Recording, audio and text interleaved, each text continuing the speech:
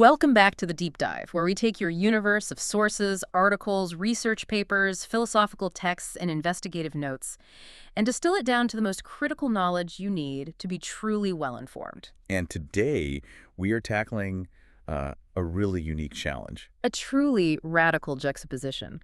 Our sources present two utterly contrasting paths to power and purpose, and on the surface they seem completely mutually exclusive. It's a fascinating challenge. On one side, we have a complete blueprint for radical internal self-mastery. The monk mindset. Exactly, a path that's derived from ancient Vedic and Buddhist texts, insisting that peace, calm, and meaning are achieved only by mastering the inner self, quieting the ego, and, embracing service. And then, on the complete other end of the spectrum, we have this equally forceful argument for external resistance, what the sources are calling the renegade perception. And this view, it posits that the entire global system isn't just flawed. No, it's that it's intentionally engineered. Right. Engineered by a hidden, what they call a non-human network, a global cult 2 program, and eventually enslave human consciousness. And so freedom, under this worldview, requires constant, conscious rebellion. So our sources today really do span the universe. They do? Everything from the quiet, timeless wisdom of the Bhagavad Gita, writings on spiritual energy and intention, All the way through to some really intense modern geopolitical analysis. We're talking about psychological operations, psyops, the rise of technocracy, and even theories about the holographic nature of reality itself. So the mission of this deep dive is, I think, really critical for you, the listener. How do we synthesize the actionable knowledge from these two frameworks? How do you find clarity and power? The power to build an inner fortress and discern the true nature of the external world without being forced to choose one extreme and just dismiss the other. We're looking for the common ground. Where does that self-mastery intersect with systemic awareness? Let's unpack this. We have to start with the internal architecture, right? The monk mindset. Makes sense. Start from the inside out. So when you look for expertise in any field, you go to the masters. And if the goal is training the mind for absolute peace, resilience, and purpose, Then the sources suggest that monks are the definitive experts. exactly. They are masters who have refined this process of enduring pain and anxiety, quieting the ego, and withstanding temptation for millennia. They've been running the original beta test on human consciousness. I like that. And what's compelling is that this mastery is built on a foundation that really runs counter to modern Western culture. It does. One writer who spent time immersed in this environment found the core principle was defined by this concept of selfless sacrifice. Which is not just donating money once a year, right? This is something deeper. It's an entire orientation, a contribution where the focus is completely external and long-term. That sentiment is captured so beautifully by that single quote you found. We should plant trees under whose shade we did not plan to sit. It just defines a profound existence, one built on meaning, not on immediate gratification or some kind of personal return. So the rewards of your deepest efforts, the structures you build, the values you instill, the knowledge you share, might benefit the next generation or the one after that. Which is such a challenge today. Yeah. Our entire economy and media landscape constantly pushes for the immediate reward, gratification, return on investment right now. But I have to ask, isn't this selfless sacrifice a recipe for burnout in the high-stress modern world? If you're constantly giving without expecting to personally reap the rewards, how do you sustain the energy for that? That's a brilliant question, and the source material addresses it directly. It's about differentiating between satisfaction and happiness. Okay, break that down. The monk doesn't pursue happiness. Happiness is fleeting. It's reliant on external circumstances. A good meal, a sunny day. It's temporary. Exactly. They pursue meaning and satisfaction derived from duty and contribution and meaning. Yeah. Meaning is the fuel that prevents burnout. So if you know why you're doing something, If you know it serves a higher long-term purpose, then the sheer effort required becomes less taxing on the spirit, even if it's still taxing on the body. You can withstand the difficulty because the actual structure of your life is sound. that foundational wisdom must be why these philosophies have endured for so long. I think so. The sources highlight that ancient monk teachings on intentions, energy, forgiveness, purpose, they're as resonant today as they must have been when they were written 3,000 years ago. Because human psychology hasn't really changed, even if our technology has. Absolutely. And we see this powerful, consistent validation loop where these ancient practices, meditation, mindfulness, service, gratitude, developed purely through introspection. Are now being objectively confirmed by modern neuroscience. Precisamente, for example, the sources talk about how gratitude practices were central to monastic life for millennia. They knew it promoted better mental health and resilience, long before we could put someone in an fMRI machine and watch the effects on their brain chemistry. They had the wisdom. We now just have the data to prove it. Well said. So to build this inner peace, we need a strong internal architecture, and that has to start with understanding our values. But the source material is very clear. Most of us are operating on values we never consciously defined. That's a key insight, a really key insight. Our values are often just unconscious defaults. What do you mean by defaults? Well, they're shaped by the ideals we absorbed from our parents or caregivers, where we received praise as children, the specific socioeconomic circumstances we were born into. So if you grew up in a culture where material wealth was the ultimate sign of success, Even if you intellectually reject that idea now, as an adult, those ingrained values that drive for acquisition can still dictate your behavior. Yeah. You are often compelled to imitate those who raised you, whether you intend to or not. that sounds like a recipe for a chronic internal conflict. You're basically living someone else's life or being driven by a phantom sense of duty you never actually agreed to. It is. It's a huge source of anxiety. So how do we perform the necessary self-excavation to identify what we truly value? The essential and most powerful practical step, cited in the sources, is what they call the value audit. This is where the rubber meets the road. Okay. The philosophy is simple, and it's brutal. No matter what you think your values are, your actions tell the real story. So it doesn't matter what you say you care about. Not at all. Your stated values have to be checked against the evidence of where your life force, your time, and your energy is actually being expended. Walk us through what that audit looks like in practice. This seems like the centerpiece of the actionable advice in this section. It requires honesty and commitment. For 1 week, you have to meticulously track your time. All of it. All of it. Not just work and sleep, but time devoted to family, dedicated self-improvement like learning or reflection, physical health, connection with friends, community contribution, everything. Then you compare this time allocation to your stated prioritized values. Let's take a hypothetical example. Say a listener states, my top 3 values are health, family, and financial security. Okay, great example. So in that audit, the listener might find they spend 60 hours working. Which covers financial security. Right. But then they see they only spent 3 hours preparing healthy meals, maybe 2 hours exercising, and 5 hours of distracted, passive time with family while also scrolling their phone. Ouch. The gap is obvious. That gap is the moment of revelation.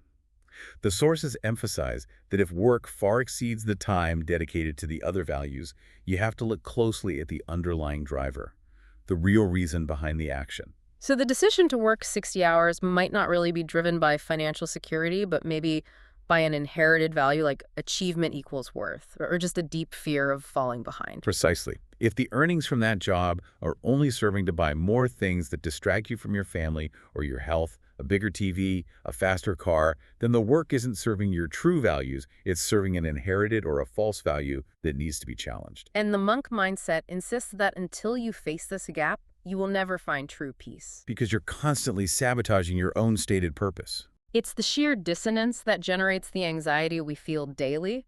And as we try to build up those true values, we have to navigate that inevitable downward pull. The sources identify these as the 6 lower values. They do. They're seen as the core destructive forces.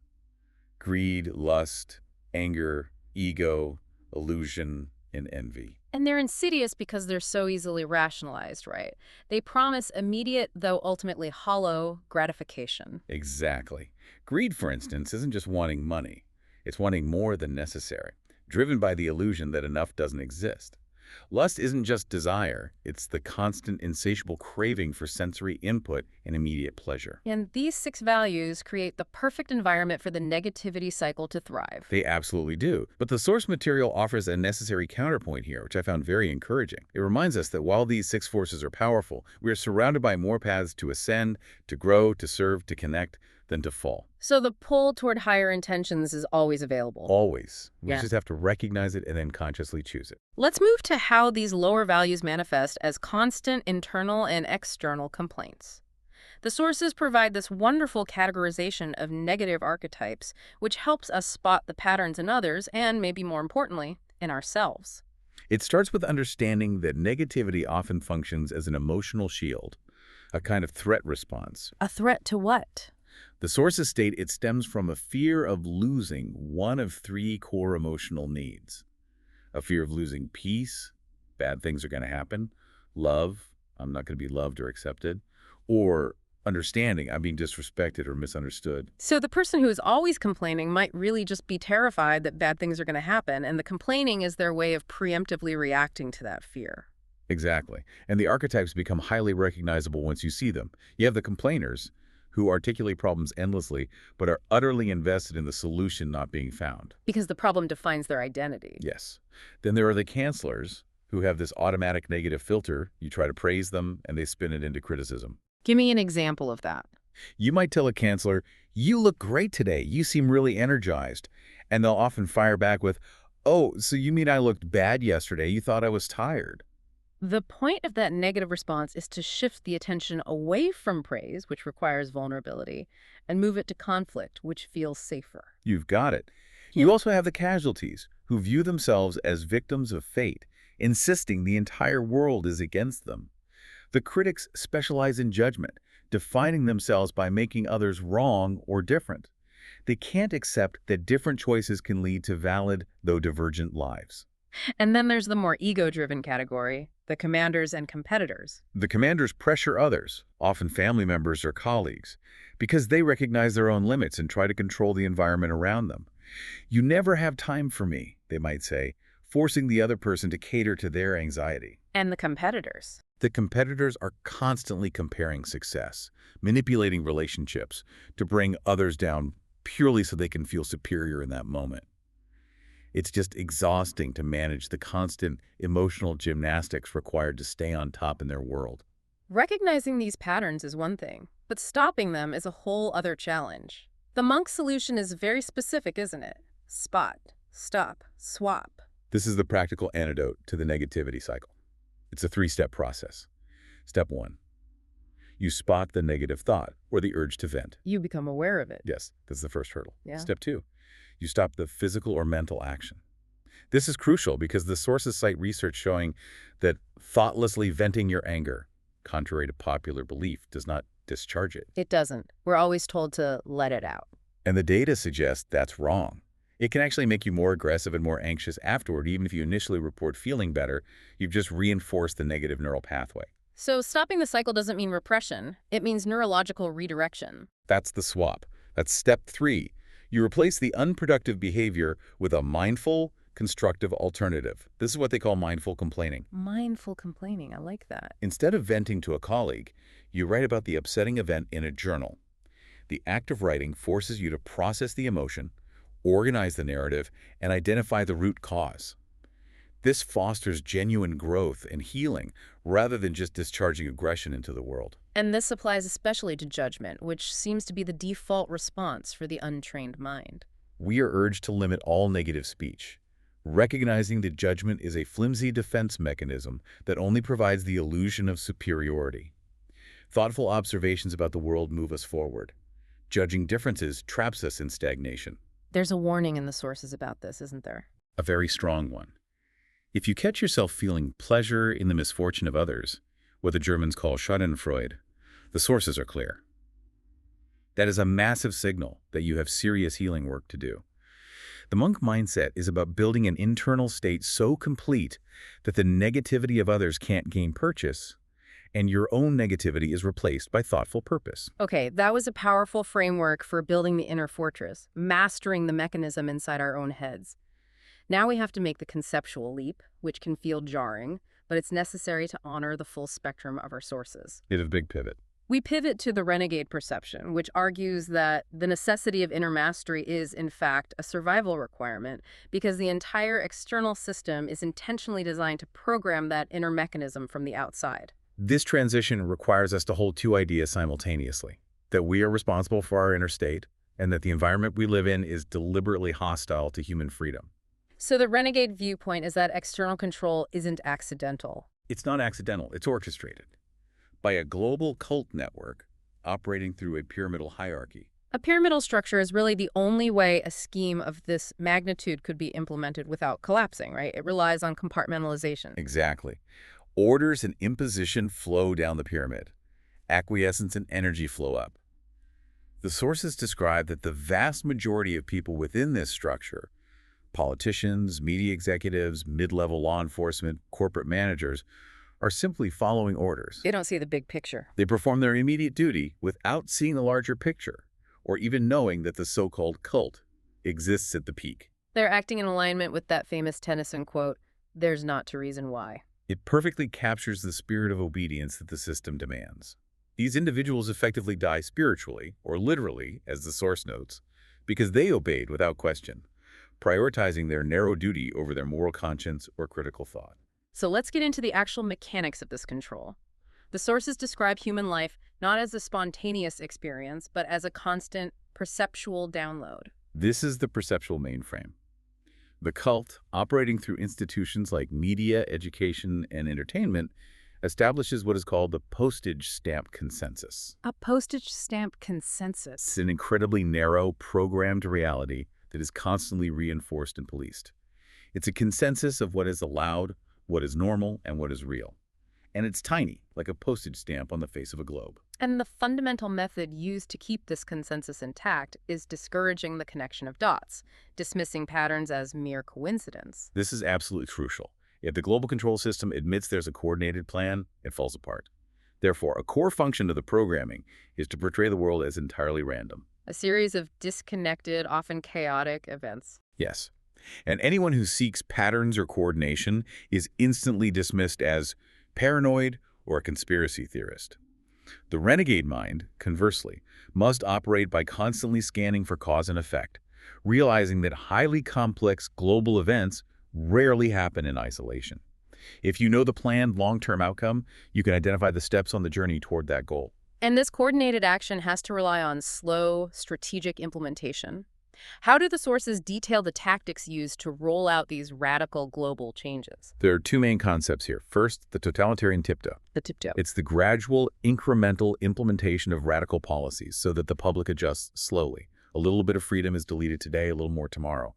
By the time the full totalitarian system is established, the public is adapted without ever registering the dramatic loss. Like the frog in the slowly boiling water. A classic analogy for it. And that tiptoeing is often paired with the problem-reaction-solution strategy. The PRS paradigm. Right? The cult manufactures a problem, whether it's a financial crisis, an environmental scare, or a pandemic, using institutions like the UN's Intergovernmental Panel on Climate Change or controlled media coverage to amplify the threat. Then they wait for the public's reaction. A fear-driven reaction, which demands intervention and centralization of power. Finally, they impose the pre-planned solution, often disguised as necessary global governance or humanitarian relief, such as Agenda 21 or Agenda 2030. It's always designed to centralize power under unelected bodies. And according to the source material, this control is now shifting beyond traditional politics and into something much more technical. That is the rise of technocratic rule. The sources describe this not just as bureaucratic inefficiency, but as a fusion of fascism and Marxism rebranded as technocracy. So what does that mean in practice? It means that power has shifted from elected politicians to unelected scientists, engineers, and technologists, the CEOs of major technology firms, the heads of research institutions who direct global events and policy, often possessing far more de facto power than governmental bodies. So how do the sources specifically define the line between, say, a necessary technical expert providing advice and an unelected technocrat controlling policy? The distinction, as drawn by the sources, lies in accountability and transparency. Okay. A necessary expert advises an elected body, which then votes and is held accountable by the people. A technocrat bypasses this system. They operate behind the scenes through appointed positions or by funding policies globally, effectively making decisions that impact billions without ever having to face public scrutiny or elections. And their decisions are justified not by popular mandate, but by science or data, which, the sources claim, can be manipulated to serve the cult's agenda. And this path leads to the ultimate planned endpoint, the Internet of Everything, or IoE. This is where the dark vision really culminates. The IoE aims to connect artificial intelligence directly to the human brain and body, often euphemized as transhumanism or integration. The sources explicitly state the goal is to replace the human mind, which is prone to independence and critical thought, with a centrally controlled AI mind. If your thoughts can be imposed directly, freedom of thought becomes obsolete. It's the endgame. To maintain the current fragile perceptual consensus until that IOE state is achieved, the sources argue that massive coordinated censorship is absolutely essential. It's the Achilles heel of the system. The official narratives are described as ridiculous and unsupportable by the evidence, and would crumble under open scrutiny. Therefore, the cult has to control the narrative. And how do they do that? The sources cite repetition as the greatest form of mind control. Say something enough times, no matter how illogical, and it becomes the consensus reality. And if you can't win a debate with reason or evidence, the system simply censors the opposition entirely. Now, we have to remind the listener that we're presenting the exact specific claims found in this research stack, and we report them impartially as claims and viewpoints, not verified facts being endorsed by us. That's a crucial distinction. The sources go into extreme detail here, alleging that this narrative control relies heavily on what they explicitly label as a psyop. That is correct. The sources are unequivocal. The COVID era is labeled explicitly as a psychological operation orchestrated using sophisticated psychological warfare techniques. They point to the use of behavior change units like the UK's Behavioral Insights team, which they claim partners with global bodies that are tasked with normalizing submission. Can you walk us through the specific psychological tactics they cite to achieve this submission? The core method is psychological manipulation through fear and guilt. They claim institutions deployed propaganda targeting fundamental human emotions, using tactics like employing childhood tragedy imagery to guilt parents and children into compliance. Wow. The messages were designed to enforce extreme submission, such as urging children to keep your loved ones alive by staying home, masking, and adhering to strict rules. So they're turning personal compliance into a moral imperative to avoid becoming a killer. It's emotional blackmail on a mass scale, according to this view. And the sources claim these operations extended into physical control mechanisms designed to erase the individual. That's the war on individuality and humanity. Lockdown, social distancing, and masks are claimed to be intentional techniques to dehumanize and de-individualize the population. They allege that these measures delete essential emotional and social interactions dependent on reading facial expressions, thus creating a populace that is physically and psychologically subservient. And the specific claims regarding masks, particularly for young people, are among the most radical in the sources. We must emphasize that these are specific allegations found within this material. The sources cite claims connecting the psychological use of masks to historical neurological conditioning techniques, like those used in alleged M-culture programming, suggesting they were intended to facilitate neurological rewiring. That is a very serious claim. It is. Furthermore, they quote medical opinions alleging that depriving a child's or adolescent's developing brain of oxygen via long-term mask use is absolutely criminal because the cognitive damage is, according to this material, irreversible. The overall intended effect, the sources allege, is to make the population faceless, compliant, and easy to herd. This deletion of the authentic self also manifests through identity politics, which the sources frame not as social liberation, but as a manipulation technique for division. Yes, identity politics is framed as cult-instigated for the sole purpose of fracturing society, by forcing people to focus intensely on phantom self, labels, race, sexuality, class, gender unity against the true oppressors becomes impossible. So it's a divide and conquer strategy. Classic one.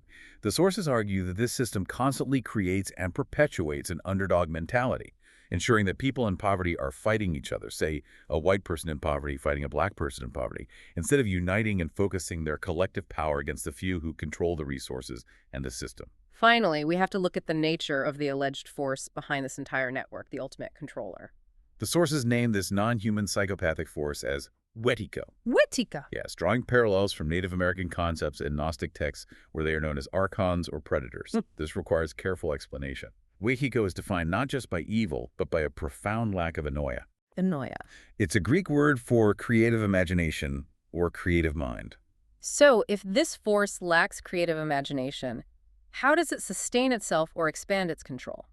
This is the key. Because it lacks the spark of true creation of anoia, it cannot generate its own life force. Therefore, it must feed off the energy generated by humans. And what kind of energy sustains a psychopathic force? Negative energy, Fear, terror, chaos, suffering, and existential dread.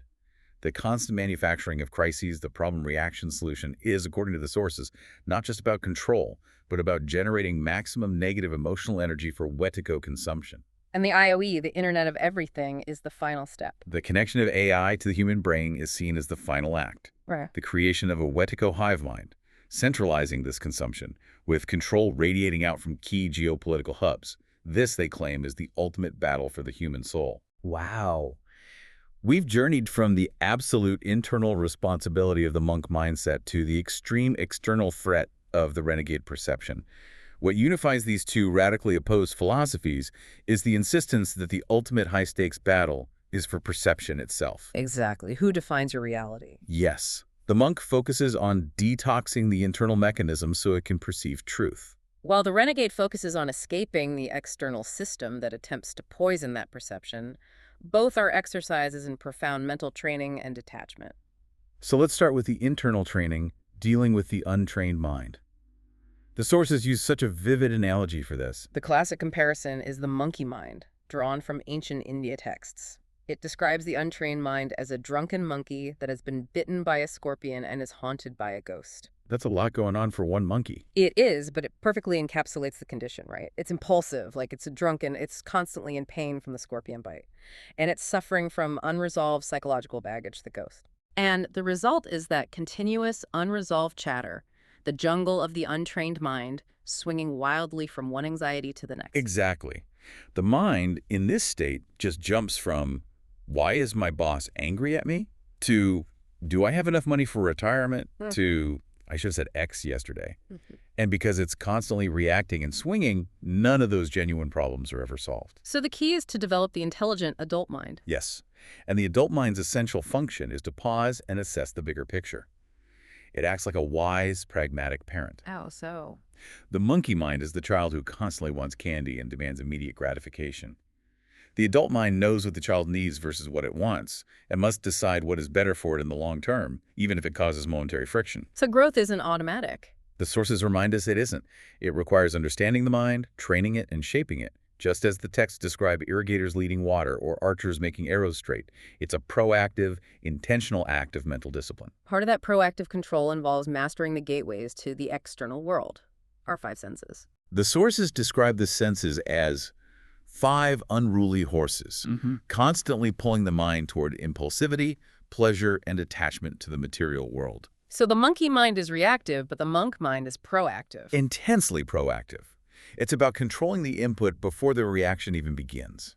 Can you give us some practical examples of proactive steering in today's context, beyond the traditional monastic setting? Proactive steering means establishing firewalls around your input.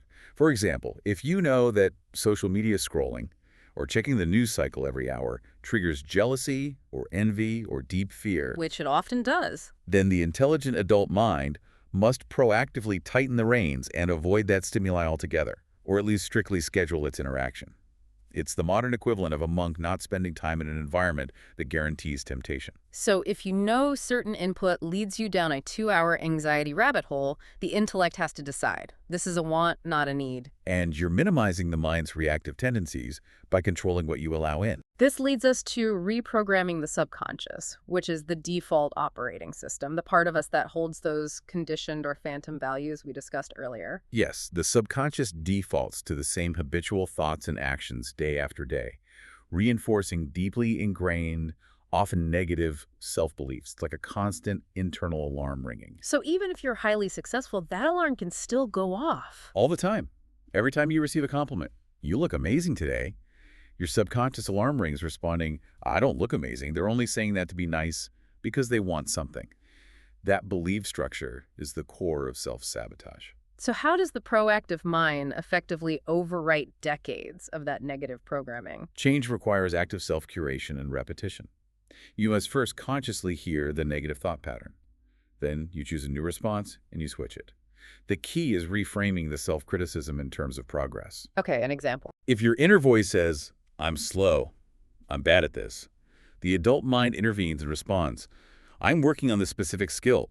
I am learning and improving incrementally. This strengthens the adult voice by celebrating small wins and acknowledging effort, turning the volume down on failure and up on progress. It's a continuous internal conversation. Now let's look at the external manifestation of this internal struggle, which brings us back to the idea of illusion or maya. The monk mind argues that seeking fulfillment in external acquisition is fundamentally flawed. Maya is the Sanskrit word for illusion, meaning believing in that which is not. The monk mindset contends that success defined purely by external achievements and acquisitions, the typical 5 sense markers of career titles, bank accounts, material possessions, is illusionary. Because those things are transient. They're transient. True fulfillment is an internal state, achieved only through mastering the mind and connecting with the soul, which is immutable. And the sources reference data that validates this detachment, citing the famous Princeton study that showed money's impact on life quality satisfaction levels off dramatically around $75,000. It proves that once basic security needs are met, the incremental increase in happiness from acquisition drops significantly. Money serves a crucial practical function, but beyond a certain point, it fails to be emotionally or spiritually meaningful. So to replace this ineffective material metric, the sources offer the depth metric. I find the depth metric incredibly powerful, especially in contrast to the frenetic, shallow nature of modern life. Success is measured by depth, not numbers. Right. It's not about how many books you read. It's about how deeply you understood and integrated the wisdom of one book. It's not about how long you meditate. It's about the quality and focus of that meditation.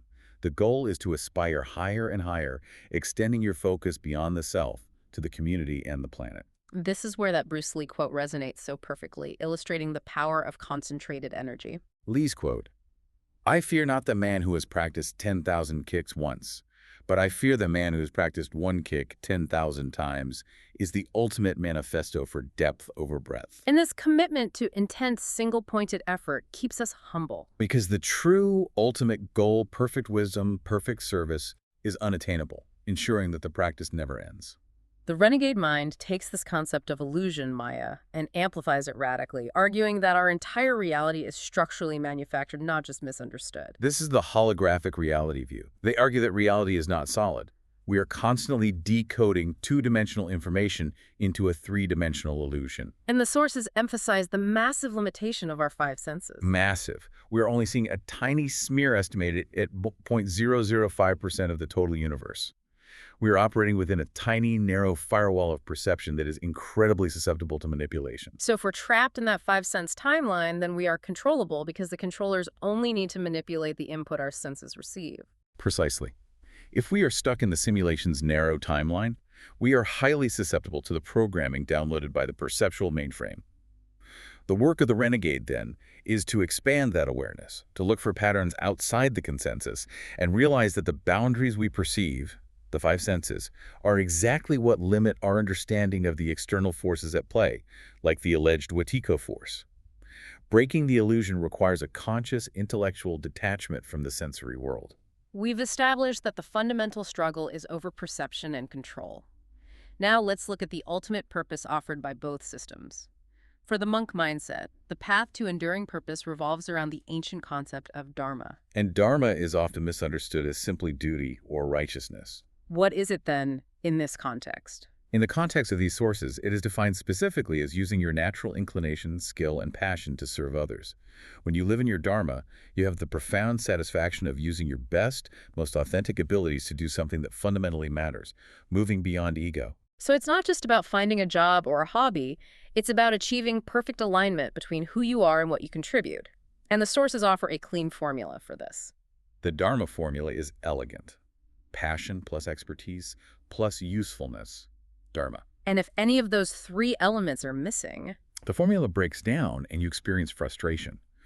If you have passion and expertise but it's not useful, if nobody responds to your work, you are simply indulging a hobby, not serving your Dharma. Conversely, if you have expertise and usefulness but lack passion, you are doing a meaningless job that will lead to spiritual depletion. that brings us to understanding our fundamental nature, which the sources categorize using the Vedic personality types or varnas. The Varnas, the guide, the leader, the creator, and the maker, are frameworks for understanding your inherent temperament and competence. And it's important to note, they are defined as personality types, not rigid inherited caste divisions. The goal is to identify your nature and harness those innate skills. So if you are inherently a leader, that nature needs expression, even in small ways, or you'll feel frustrated. Absolutely. If a listener is a leader by nature, they should embrace that role in every aspect of their life, whether that means leading a team at work or simply planning and organizing the family holidays efficiently. If that leader avoids their natural role, they will feel insignificant and deeply frustrated because they are denying their core competence. Living your Dharma is about embracing that core self and maximizing its utility for the world. This emphasis on duty and service seems to be the true source of satisfaction, one that is robust enough to survive major life challenges, unlike the pursuit of happiness. Happiness is acknowledged as ephemeral. It comes and goes based on circumstance. Monks focus on the enduring satisfaction that comes from living a truly meaningful life. And this meaning is what makes the worst tragedies survivable. It is. If you experience profound loss, you survive by seeking meaning in that loss, perhaps by honoring the loved one through community service or setting up a foundation. That conversion of pain into purpose ensures the loss was not simply meaningless chaos. The sources have a great quote on this. They quote the Atharva Veda. Money and mansions are not the only wealth. Hoard the wealth of the spirit. Character is wealth. Good conduct is wealth, and spiritual wisdom is wealth. And this service is intrinsically tied to love, but again, the expectations we place on love and relationships must be detached. This is where the concept of the circle of love becomes vital. It's a huge concept. When you give love or service unconditionally, that energy always returns. But the profound insight here is that it does not necessarily come back from the person you gave it to. So if you give your energy and time to a family member and they don't appreciate it, You must immediately let go of the expectation of return from them. because holding on to that expectation leads to drama, resentment, and disappointment. Exactly. Love is a circle of energy. You are an instrument of that flow. The energy will return to you, but the channel is often unpredictable. It might be a new job opportunity, a supportive friend, or unexpected clarity. The lesson is about expanding your capacity for giving, Turning the small glass of your ego into a vast lake. right? A vast lake where the salt of life's pain, disappointment, and bitterness is diluted until it no longer registers as suffering. So if the monk's ultimate purpose is service through Dharma, the renegade's purpose is far simpler and more immediate. Freedom from external control. This is the driving force of the entire counter-philosophy. If the system is designed for enslavement, the only solution is to refuse consent and make a stand. The power dynamic, as cited in the sources, is overwhelmingly in favor of the individual if they choose to act. We are many, they are few. The fight is for self-determination against the centralized technocracy. It is. And this is the point where the two philosophies, monk and renegade, can actually merge into one actionable framework. Service is not just charity. It is connecting your specific skill set to a higher purpose. Which often means resisting the forces of control. If you are a coder, a musician, or an entrepreneur, you can find your Dharma by ensuring your work serves human flourishing and connection, rather than contributing to the system of control, division, or emotional degradation. So when you serve, you don't just help others. You inherently spread the value of service in the broader culture, countering the self-serving narrative of the global system.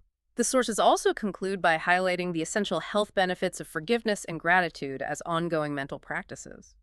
Giving and receiving forgiveness is linked to measurable physical and mental health benefits, as it eliminates the emotional drag of grudges and drama. Similarly, gratitude practices are repeatedly linked to better mental health, self-awareness, and fulfillment. And the goal of continuous practice is to change the programming of your mind. So that the temporal gap between experiencing suffering and finding gratitude for it in hindsight diminishes. It's the difference between looking back 10 years later and saying, that hardship made me stronger, and being able to say it just 6 months later. Precisely. You learn to reclassify negative emotions like fear, not as a destructive force, but as a neutral signal, an indicator of opportunity or necessary caution.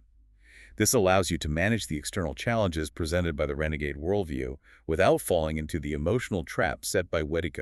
Ultimately, all these practices, from the value audit to the commitment to Dharma, are preparatory for the highest purpose, preparing for death by living a meaningful, service-based life. The monk mindset dictates that we must live purposefully so we do not arrive at the end with regret over wasted time or unlived values. The final, galvanizing question presented by the sources is this: What is the gap between how you want to be remembered at your funeral, the desired impact you hope to have left? And how you would be remembered if you died today. That stark gap should be the ultimate motivator, compelling you to put those aspirations into immediate action, recognizing that your time is finite. And working on the self, whether building resilience against the inner monkey or resisting the external mainframe, is an unending practice that requires detachment. The key is unwavering patience, commitment, and sustained deep effort. Whether you're trying to detach from technology, overcome an addiction, or simply curb the ego, you use the fundamental three-step process. Awareness, or spotting the attachment, stopping the behavior, and swapping it for the higher, healthier alternative. And by recognizing that your inherent value doesn't depend on external validation. Or titles, or the appreciation of others, you become someone who makes you whole. And that is the most powerful starting point for true freedom. What an immense journey through two extreme worldviews. We've explored the absolute internal fight against the drunken monkey mind and the radical external fight against the centralized, technocratic, Wadiko predator. And both demand acute self-awareness, proactive self-governance, and a profound daily detachment from material and ego-driven illusions. The unifying truth, regardless of which blueprint you choose to prioritize, is this. The fight is fundamentally for your perception. It is a battle over who defines your reality and consequently who controls your actions and your consciousness. Your worth is not defined by achievements or titles in the external world. True freedom requires you to become a vessel, an instrument, and a rigorous caretaker of your own consciousness, detached enough from the phantom self, those labels of identity and status, to see the reality beyond the programmed consensus. We discuss the concept of greatness measured by depth, citing Bruce Lee's philosophy of fearing the person who practiced one kick 10,000 times. Considering the overwhelming battle for your attention and perception that we've detailed today, both from within and without, think about this. What is one foundational practice, be it the daily application of the value audit, dedicated mindful meditation, or persistent critical inquiry into the systems and sources around you, that you will commit to practicing with that depth this year 10,000 times to strengthen your mind, anchor your purpose, and secure your freedom? That is the path forward and your deep dive homework.